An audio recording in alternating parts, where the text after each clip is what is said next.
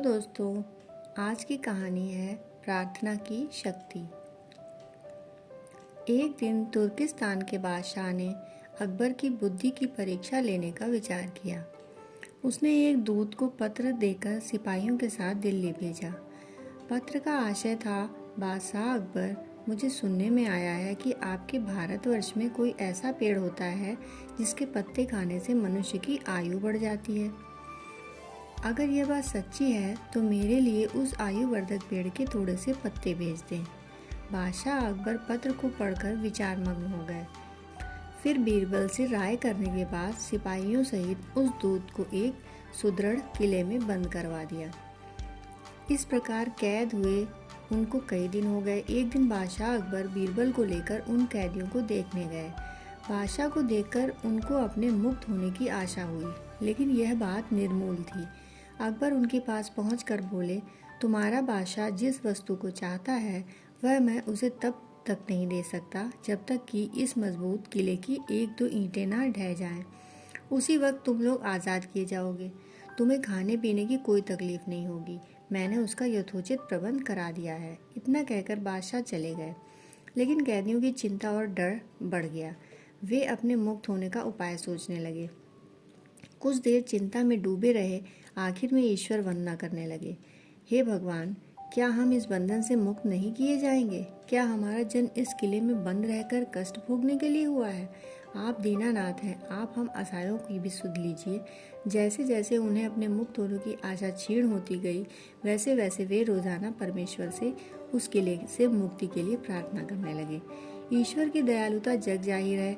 एक दिन बड़े जोरों का भूकंप आया और किले का कुछ भाग धराशायी हो गया। सामने का पर्वत भी टूटकर चकनाचूर हो गया। इस घटना के बाद दूत ने बादशाह के पास किला टूटने की सूचना भेजी। बादशाह को अपना वचन स्मरण हो आया। वे उस दूत को उनके साथियों सहित दरबार में बुलाकर बोले, आपको अपने बादशाह का आशय विदित हो गया है और अब उसका उत्तर भी आपने समझ लिया होगा। अगर न समझे हो तो सुनो, मैं उसे और भी साफ कर देता हूँ। देखो, तुम लोग गिनती में केवल 100 हो और तुम्हारी प्रार्थना से ऐसा मजबूत किला ढह गया। फिर जहाँ हजारों मनुष्यों पर अत्याचार हो रहा हो, वहाँ के बादशाह की आयु कैसे बढ़ेगी? बल्कि दिनों दिन घटती जाएगी और जल्द ही लोगों की आह से उसका पतन हो जाएगा। हमारे राज्य में अत्याचार नहीं होता। गरीब प्रजा पर अत्याचार न करना और भली भांति उसका पोषण ही आयुवर्धक वृक्ष है। बाकी सारी बातें मिथ्या हैं। इस तरह समझा बुझाकर बादशाह ने उस दूत को साथियों सहित तुर्किस्तान लौट जाने की आज्ञा दे दी। उन्होंने तुर्किस्तान में पहुंचकर सारी बातें अपने बादशाह को समझाईं।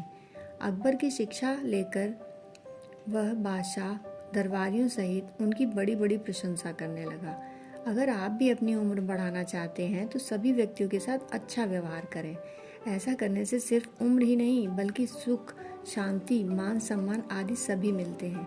इसी संबंध में महान व्यक्तियों का भी कहना है कि आप जैसे दूसरों के साथ करोगे वैसा ही आपके साथ होगा। लोगों के दिमाग में नहीं, दिल में जगह बनाओ। यह कहानी प्रार्थना की शक्ति मात्र मनोरंजन ही नहीं करती, बल्कि यह इस ओर भी इशारा करती है कि अगर व्यक्ति अपनी पूरी चेतना, पूरे मन से किसी चीज को चाहे और दिन रात उसी के बारे में सोचे तो वह उसे पा ही लेता है। जैसे कि यहाँ जेल में बंद कैदियों ने किया। उन्होंने अपनी जान बचाने के लिए प्रार्थना करने में पूरे प्राण झोंक दिए और आखिर में विचारों की शक्ति से दीवारें ढह गईं। यह सच है, अगर मनुष्य किसी भी विचार को बार बार दोहराए तो वह बहुत शक्तिशाली हो जाता है और अंत में वह भौतिक रूप धारण कर मनुष्य के जीवन में आ जाता है। दोस्तों, कहानी सुनने के लिए आपका बहुत बहुत आभार।